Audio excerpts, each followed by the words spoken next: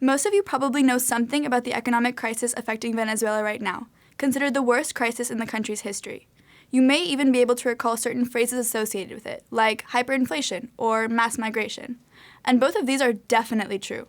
The annual inflation rate is predicted to reach an astounding 1,000,000% by the end of the year, and more than 2 million Venezuelans have left their country since 2014. But this is not the whole story.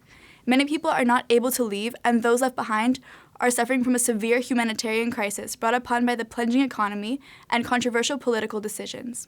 Here with us to discuss the situation today is Eugenia Carmona, a Wharton student and a leader of a Venezuelan student group with a new initiative to spark international interest and help raise awareness and money.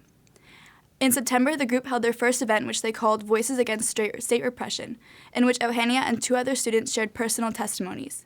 Many attended and began contributing to the movement after hearing the jarring stories of what life has been like for these students at home. Eugenia, thank you so much for being here today. Thank you so much. Can you tell us a little bit more about yourself? Yeah, sure. So I was born and raised in Venezuela. I went to high school there, graduated there, and my entire family is still back home, my mom and my dad. And I am a junior at Wharton. I'm studying finance and business analytics right now. And lately, we've been starting these initiatives in order to help our country move forward. So first, to give some context, could you give us a brief overview of the political and economic environment and what led up to this point? So in 1999, Hugo Chavez rose to power through a Soviet military rhetoric and took advantage of a socioeconomically divided population in order to secure his power. So throughout the time that he was president, he modified the constitution several times to allow for such things such as indefinite re-election. And one of the first presidential measures that he took was to take over the state oil company and to fire more than 20,000 employees from it. And this was just the beginning of a series of lootings and taking over of different companies in the country, especially private companies. So as he did this, corruption levels, of course, went up very highly. And this corruption paired with economic mismanagement just led to a contraction in the economy. So in Venezuela, there is no independent central bank. So the president himself was in charge of controlling the interest rates. So as he did this, the inflation levels of course, skyrocketed. And at the same time, our currency devaluated. It lost a lot of value against the US dollar. And this started the complete contraction in our economy that has led us to the point where we are today. And furthermore, this created a black market for US dollars, which still exists. And this led to more and more inflation. So Chavez died in 2013, and at the same time, there was a global collapse in the price of oil, which was very detrimental to us since our economy is 95% dependent on oil. So after Chavez died, he left in power his successor, who he called his successor. His name is Nicolás Maduro. And he transitioned from being bus driver with no formal education and not even a confirmation of a high school diploma to being president of the country. And that is the person that is in power today. So under the government of Maduro, the price levels have become unsustainable. And this has led to a lot of scarcity, especially in the food market, which created a second black market in the country, which is now the black market for food. So this has led to very, very long lines and in supermarkets and a lot of malnutrition. And this malnutrition paired with the condition of public hospitals and the public health system in general has led to a severe humanitarian crisis that we are facing right now. And this crisis paired with insanely high crime rates that we have in the country has led to the situation that we have, which is just essentially complete chaos. So you mentioned a lack of basic amenities in supermarkets and in hospitals. Have you personally seen the effects of this in daily life? Yes. So as you go through the streets of Caracas, you see that they are filled with lines of people just standing outside of supermarkets and pharmacies because the government essentially regulates the amount of products that you can take out of supermarkets that you can buy. So you can be lining up for 5 or 6 hours to just get 1 pack of rice or 1 pack of beans. So people are just in the streets lining up. And it's really, really sad to see mothers fighting each other in order to get just some food so their babies can survive the night. And I personally have seen this, and everyone who lives in Venezuela has been affected by it. My family personally, like they have also been affected by the scarcity crisis. And my professors in high school, especially, I visited this summer and I noticed a severe weight loss in most of them. And this was really, really sad to witness as I grew up going to the same school for 14 years. But it's when you put it in context, like the average Venezuelan has lost more than 27 pounds over the past year, which is an outstanding statistic. It's absurd. And this is what the Venezuelan population has gone through. And this is the same situation is going on with medicine. So it's really, really hard to just endure this situation for most people. So what have you done being outside the country with access to these amenities to help?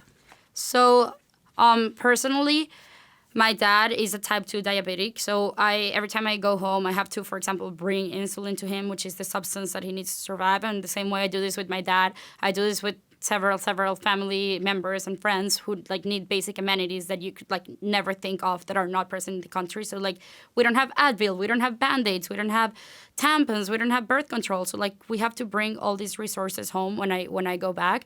That being said, I am part of the very, very lucky small percentage of the population that can actually bring these resources to our families and the people that are there. But the greater majority of the people do not have this luck.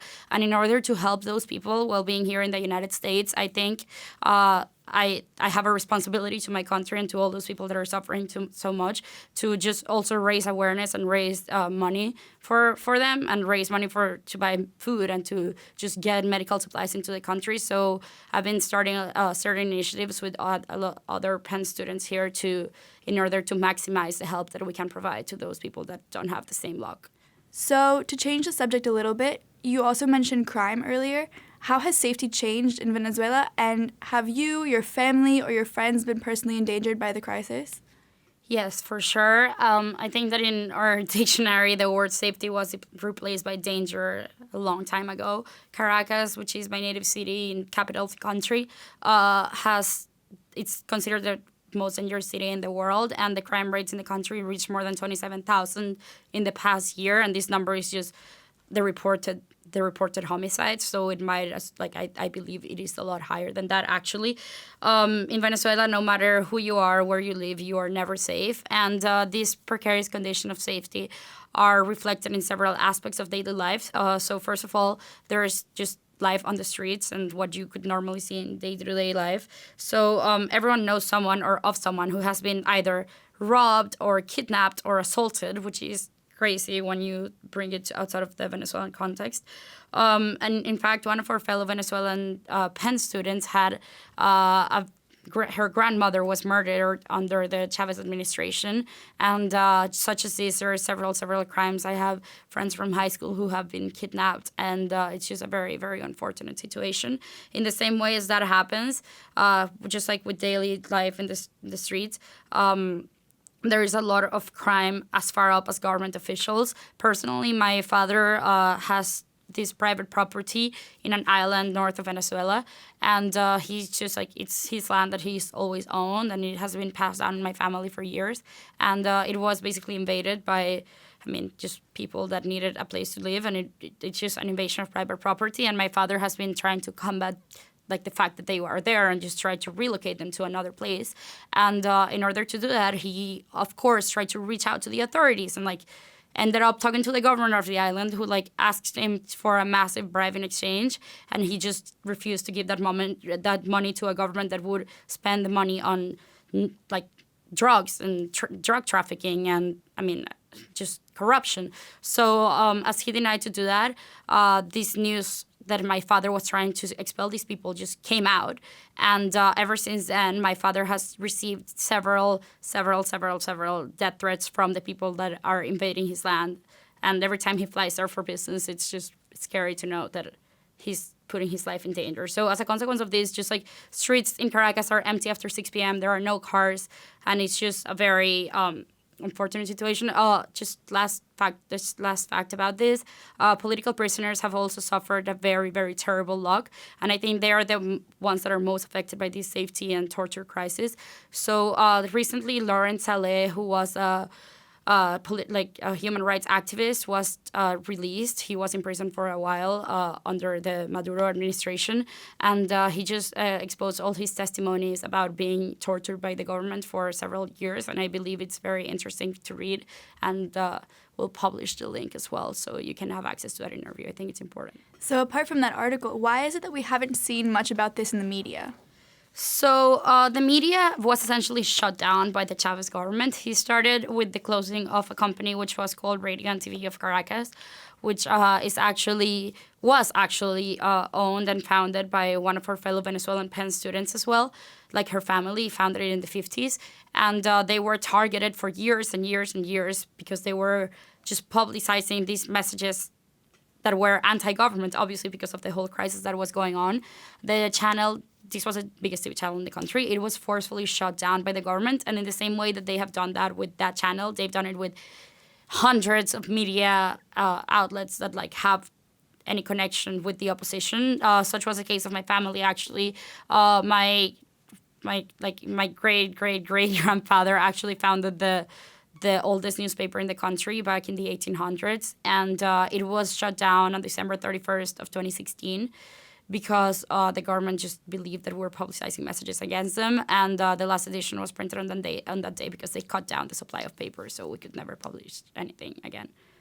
So that's why you can't see anything in the media. So what can we do from outside of Venezuela to help? So there are two main things that I consider really, really important and that I think your average person can do. And I say this for all international students, also all American students here, and especially all the Venezuelan students that are abroad.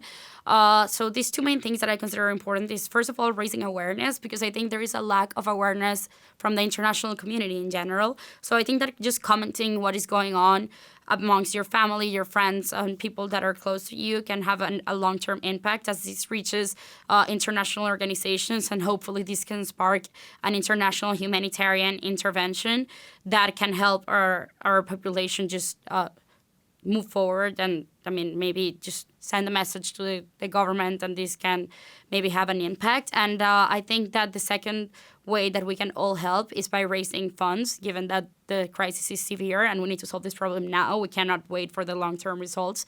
And in order to raise funds here at Penn, we have come up with a new plan, which essentially is raising money for the subsidiary of United Way in Venezuela, which essentially what they're doing is just giving nutritional supplements to the children that are younger than, from the moment they're born until they reach 4 years of age, because that's the age of more that your brain is developing, mostly. So we are really targeting that right now, and we are raising funds through a Venmo account that is called @VenezuelaPenn. And we have raised some funds through there, and we encourage all Venezuelan students in other schools to just do the same in order to help our country. What do you think will happen in the future for Venezuela? So the future is very, very uncertain. We don't know what is going to happen. I don't think I am the right person to just necessarily answer that question. It's very controversial. I hope and I am optimistic about the fact that we will be able to get out of this situation, because I genuinely do believe that Venezuela is one of the best countries in the world. And we actually have the largest oil reserves in the world. We were the fastest growing economy of Latin America during a lot of the 20th century. And I do think we have a lot of potential for growth, and not just economic or in the business sense. I think we have great people. Everyone in Venezuela, people, even with this crisis, they tend to be supportive of each other. They have just Latin warmth that I think it's hard to find in other places. And we just have a myriad of natural resources. We have the highest waterfall in the world. We have the Amazon rainforest. We have beautiful beaches. We have great cities. So I think that with a little bit of investment, and just if we put the effort into reconstructing our country, I think it is doable. So, I hope we can get out of this chaos and crisis that we're in right now with the support of all of you. Thank you so much for coming. No, thank you so much for having me.